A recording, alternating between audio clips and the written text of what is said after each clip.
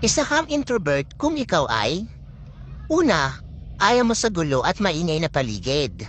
Pangalawa, hindi ka madalas lumalabas ng bahay. Saka ka lang lalabas kung may importante kang gagawin or pupuntahan.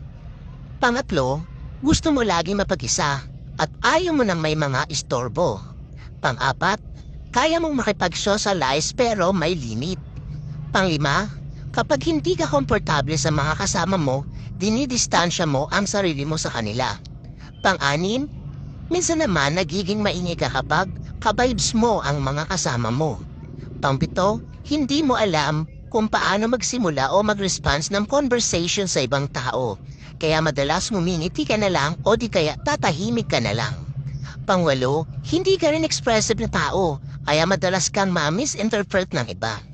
Pangsyam, straightforward kang tao. Pero madalas iniiwasan mong magbitiw